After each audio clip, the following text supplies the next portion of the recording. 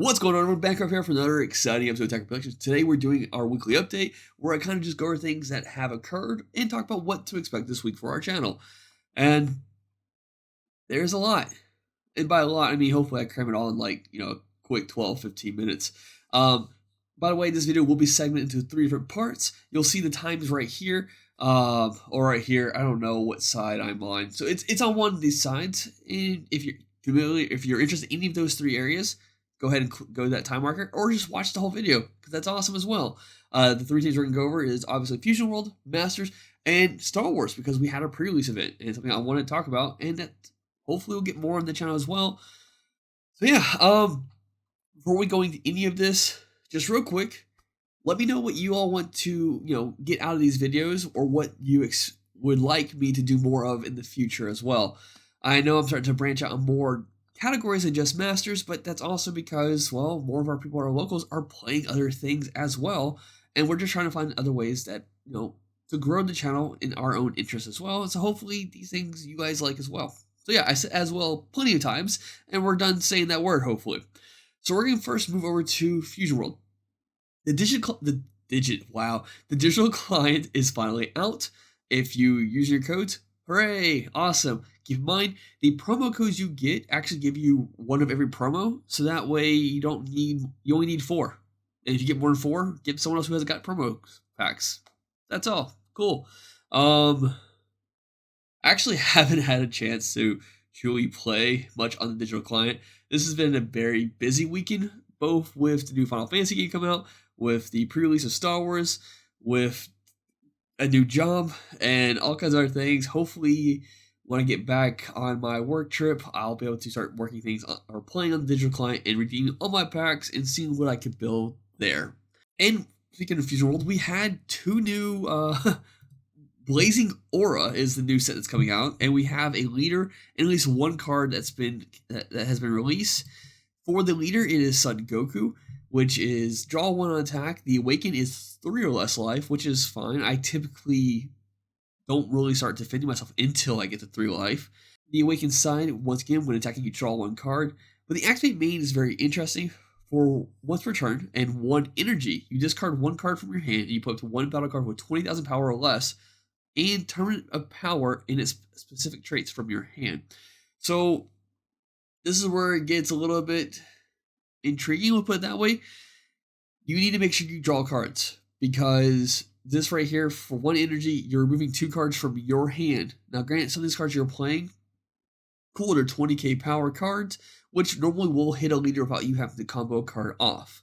And that way, a lot of times, it's cheaper. So some 20k cards, the only one we've seen so far is 18, and she is a 2 cost. So I don't know if going down to 3 life just to pay 1 and discard a card to play this card is worth it. I think I might just rather play 2 energy, but in some situations, having that 1 extra energy and being able to use this effect for that gives you 1 extra attack. That's fine. That's worth it. So Android 18, which is Android Universe 7 and Tournament of Power, which I haven't mentioned yet, is a new tag characteristic. I can't remember what they're calling them for Fusion World.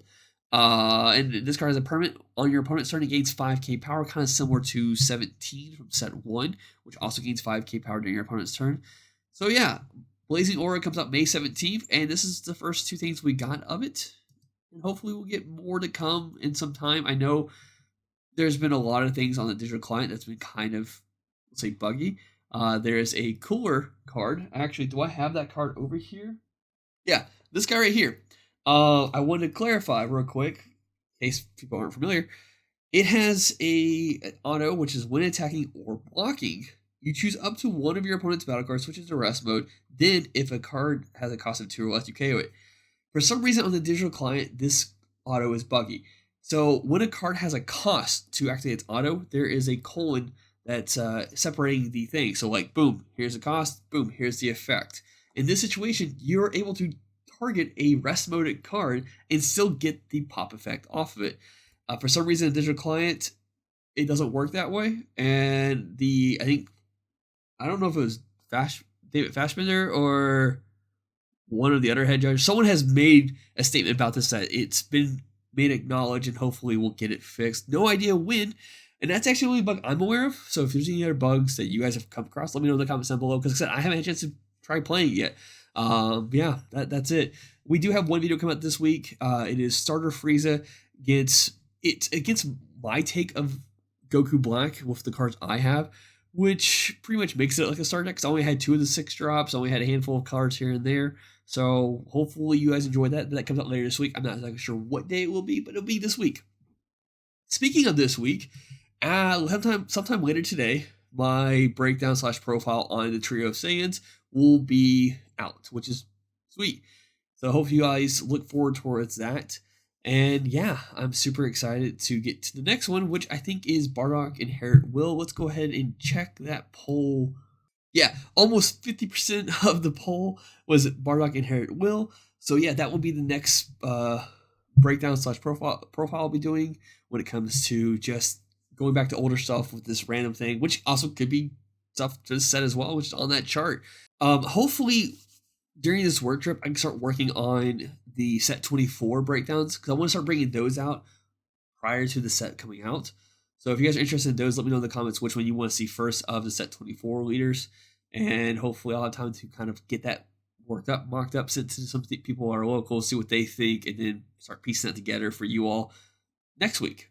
And then we do have 2 videos coming out from Masters. One will be a Time Wars episode, which is Crimson Goku, which it's Super Saiyan Red Goku from Battle of the Gods taking on Beerus. We are using the Surge Goku taking on set 8 Beerus. So yeah, hope you all enjoy that one. And then we also have a video from our locals. I was expecting to play Fusion World this past weekend. We had no one really show up for Fusion World, so I played Masters, which is awesome. I'm always down to play Masters. I prefer Masters actually. But I was able to get a recorded video of AOD taking on Green Majin Buu, and let me tell you, that was way closer of a game than I really expected it to be. And we incorporate the new rule changes, which let's talk about those now. The 3 big things to come up from the rule changes are the mulligans, the energy marker, and the Z deck. So Z decks can be 10 cards, which is awesome. It's actually, I expected this to be a change just because so many things are becoming more and more like, oh, you need this and you need that. And you need a Z unison for, I think, every leader in this set to awaken. And a lot of times those Z unisons are very interactive with the deck. So having 2 or 3 of them there. The problem is, though, is that there's a lot of good staple Z cards. And back when I think it was set 20 or 21, I can't remember when Yellow Majin Buu came out, but 6 of the 7 cards was dedicated to the engine because what if it got popped? You need a backup engine, and then it only gives you space for 1 more card to kind of work with. Now having 10 Z battle cards, 10 Z cards in your Z deck opens that up to 2 runs of that, and then 4 other cards of what you want. The second rule was it's mulligan. I don't like it. That's it. So pretty much it is you 6 cards. If you don't like those cards, shuffle your whole hand back into your deck, draw 6 new cards. The reason why I don't like that is, yes, this new set has a lot of things that incorporate, oh, play a Z battle card or a Z unison or a Z extra card or this Z card here. And those cards allow you to awaken. Sweet. The problem is older decks. Older decks sometimes need it to see a key card.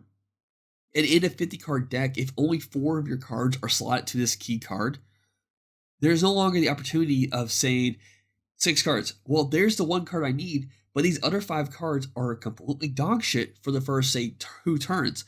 And I would like to just keep this 1 card, but now I'm forced to keep this whole hand because if I were to shuffle all 6 of these cards back to my deck, I may not draw that 1 card again. So yeah, I don't like the new mulligan rule, which is why I played AOD. It's one of the 3 decks I had in my deck box, so I pulled that one out. Because yes, in AOD, I have 8 cards that I need to see turn 1. I need to see either the Bobbity or I need to see the Hachiyak, which will start my whole engine, and I'm good to go. The problem is in the past, I can always go, oh cool, I got 1 card I need. Let's send the other 5 back and hope I get a Turtles. That way now I can have a turn 1, turn 2, turn 3 ready to go. Now it's kind of like, I hope I see a turn 1, turn 2, turn 3. Or I hope I see somewhere where this can make sense. If you like the new mulligan rule, let me know down below. It is definitely something that we're going to be accustomed to, and hopefully, maybe over time, it'll fix itself. Like we'll just be, oh, this is fine. And now the energy marker. Whoever goes second gets an energy marker. So now turn 2 player gets the first attack, gets a draw on turn, and now gets an additional energy token. And keep in mind, these don't actually count towards your overall energy. So if a card specifies if they have said 3 energy, energy marker does not count towards that. So they need to have 3 energy and an energy marker. Boom, that's 3 energy in their energy, even though they have 4 energy to have access to. I find it now you want to go second a lot of times, just to kind of have that extra support there to kind of hold yourself against like the onslaught that sometimes a turn 1 player can get. Because turn 1 players, boom, set up. All right, turn 2, boom, boom, awaken, boom, boom, boom, boom, boom. And if it's a super aggro deck, that can be very devastating to someone who possibly had tapped their 1 energy, and now they're already at 4 life before even going to turn 2. So having the energy marker sometimes can help with that, just that last chance of a negate. And for me personally, even in Future World, I don't use the energy marker until probably like late game. A lot of times for me, energy markers are used as a resort of, I need to get out of this attack. Boom, I have this open energy. That's fine for me. It's just something to fall back onto when you're put into a tight, we put into a corner. That's something I like, me personally at least. Let me know what you think of the energy markers, and do you like them? Do you play Fusion World? Something you want this carry over to Masters? And what's your overall take on them? So yeah. Last I want to go over is Star Wars, and it's fun. It's a great game. It really is. If you haven't had a chance to check it out, do so. It's, to quote Jake, it feels like they took a lot of things from a lot of other card games, found a way to incorporate those into one thing, and just let it go.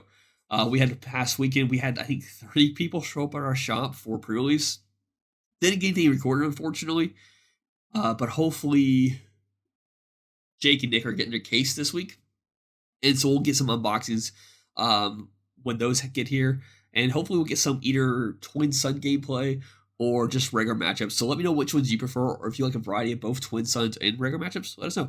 In case you're curious, Star Wars, you can have no more than 3 of a card in your deck. You have 1 leader, you have 1 base, and in a regular matchup, that's it. But in Twin Suns, you actually have 2 leaders, 1 base, and I think it's a 50 card deck, but every card has to be different. So typically Star Wars, you will have a max of 3 colors for your deck. Twin Suns gives you the ability, I think, to have 4 colors, which is why that's so valuable in first set. And there's like 200 and something cards also, so like you have plenty of things to pull from. But yeah, I'm super excited to kind of get some of that stuff out. If you guys are interested, let us know. I ended up playing Vader at our pre-release. I went 2-2, accidentally got slow played on game 1, and I lost because of it. My opponent didn't know what how to really play. So our first like 2 turns was me kind of our 2 actions like explaining, all right, cool. So you draw 6, you mulligan, you do this, and we end up spending like 10 minutes me just kind of showing him the basics, and then I lost. So it happens. But yeah, if you guys want to see Star Wars, let us know in the comments down below as well. But like I said, I'm trying to make this like 15 minutes, if not shorter, and I think that covers it. I don't think I'm missing anything new, anything else that came out. I mean, we did get the in Masters, we got the super duper rare and collectors, which I think looks pretty cool. I like the looks of the 90s look. But yeah, that's it. Thanks for tuning in. Hope you all enjoy, and bye.